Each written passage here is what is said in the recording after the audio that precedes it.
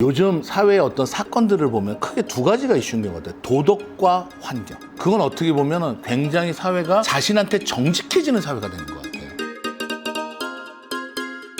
팬데믹 보면서 저도 좀 분석을 좀 해봤어요. 네. 어떻게 분석을 해봤냐면 역사적으로 보면 항상 이러한 큰 전염병이 있으면 나라가 교체가 됐어요. 그러니까 명나라하고 원나라가 교체됐을 때 사실은 패스트 때문에 교체가 됐거든.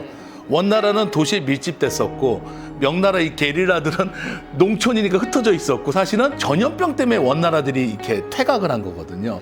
뉴턴도 사실은 이제 유럽에서 이제 막 전염병이 도니까 외곽에 있으면서 만유인력 법칙이 나왔고 나왔죠. 큰 어떤 사건들 이게 다 전염병과 관련이 있었더라고요. 있어요. 네. 그리고 이제 제가 분석을 좀 해보니까 과거에 농경지가 있었던 지배계층이 30%였어요. 지주계급이. 그러다가 이게 산업혁명이 생기면서 10%의 공장을 가진 상공 세력들이 지구를 또 지배했었어요.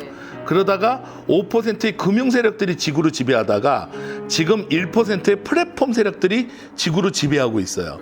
그래서 지금 앞으로 1%의 플랫폼 세력과 99%의 서민의 세계로 나누거든요.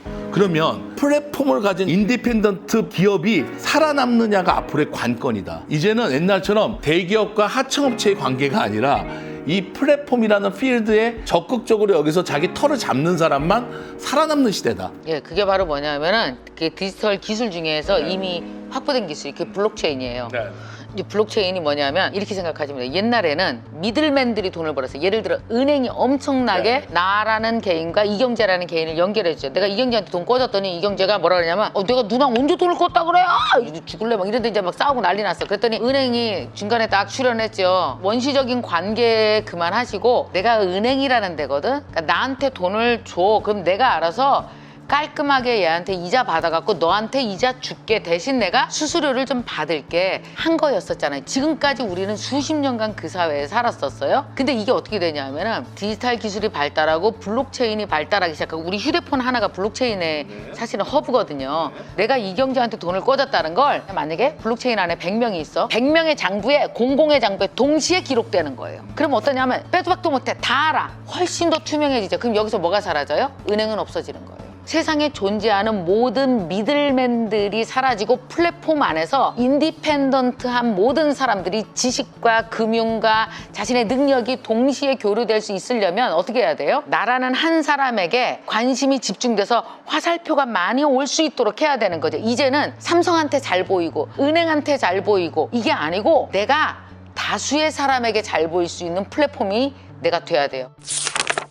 블록체인이 비트코인이 아닙니다. 그러니까. 블록체인 기술 중에 어떤 개념을 갖다 쓴 거지. 그러나 그 개념을 그렇게 썼다는 건 엄청 대단한 거고요. 근데 중요한 건 이제 앞으로 돈이 다 디지털 머니로 가거든요. 카드도 안 써요. 그러면 이제 휴대폰을 들고 다니다가 그 휴대폰으로 딱딱 찍으면은 돈이 다 결제가 되겠죠. 근데 이제 예를 들어서 이번에 우리 왜 재난지원금 같은 거 그럼 그거 얼마나 불편해요. 동사무소 앞에 가서 줄 서고 뭐 받아갖고 와갖고 그게 아니고 재난지원금을 써야 될 곳을 블록체인으로 쫙 연결해 버리는 거예요. 싹 그런 걸 프로그램 머니라고 하거든요. 그러니까 돈이 다 코드로 계산되는 거예요. 앞으로 이 디지털 기술이 우리가 살아가는 판 거기에 대해서 굉장히 많은 거를 바꾸는데 그때 되게 중요한 게 이 판이 바뀔 때 디지털로 인해서 이렇게 할까요? 저렇게 할까요? 근데 거기에 뭐가 들어가냐면 인간의 자유를 침해하는 것도 물어볼 수 있어요. 왜냐하면 디지털은 그런 것들이 꽤 많거든요. 그래서 제가 늘 주장하는 거 그래서 철학 공부해야 됩니다.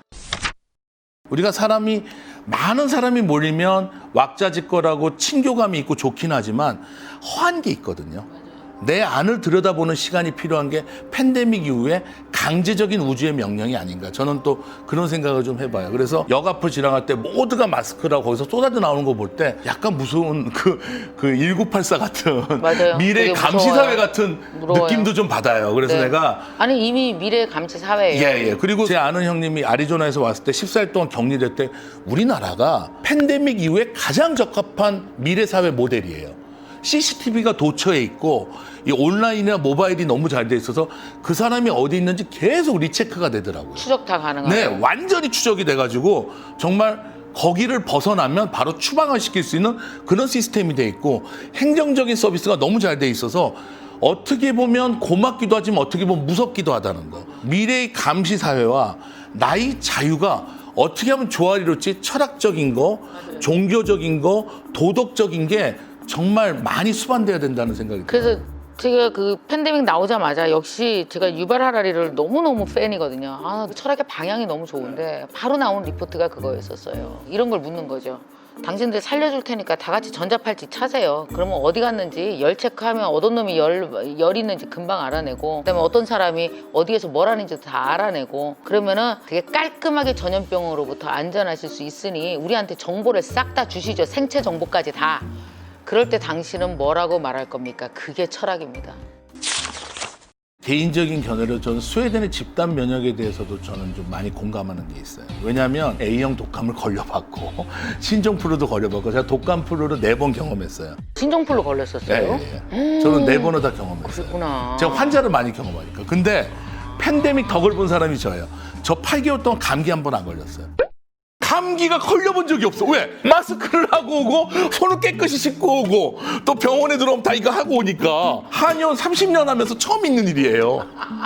왜냐 우리는 자칫 방심하면 걸려요. 그치, 환자들이 많이. 네, 환자한테 늘 노출이 돼 있는 직업이다 보니까. 그렇겠다. 제 인생에서 감기 한 번 안 걸린 건 이번이 처음이에요. 아무튼 제가 플루하고 독감을 걸려보면서 느낀 게 팬데믹으로 죽는 사람이 독감이나 플루나 폐렴이나 폐결핵으로 죽는 사람보다 적습니다. 근데 우리가 확진자 그러면 당장 뭐 어떻게 된 것 같아. 범죄자 같이 취급해. 사실 이러한 거는 좀 우리가 좀 바뀔 필요가 있어요. 그리고 너무 사실 슬퍼요, 저는 그건. 개인적으로 K-메디칼이 꼭 수출을 해야 된다고 생각해요.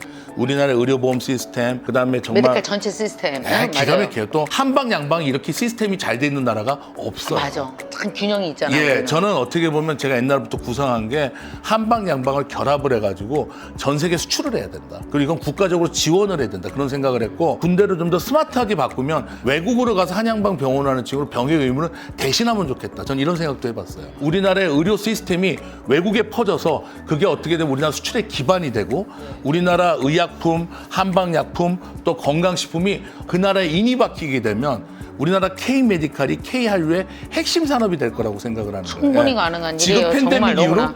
K-메디칼이 완전히 정점에 올라섰거든요. 네. 이걸 활용해야 된다는 게 저는 개인적인 생각이에요. 그리고 이게 우리나라한테는 되게 기회예요. 이게 완전 그러니까 기회예요. 이 디지털 기반으로 전 세계가 바뀌고, 그리고 팬데믹이라는 게 어떤 걸 했냐면 이게 되게 재밌는 것이 연결을 시키는 거예요. 막 퍼즐놀이 하듯이. 팬데믹 이후로는 사람들이 어느 나라에서 일어난 문제를 전 세계의 문제로 취급하는 습관이 생긴 거예요. 이경수 TV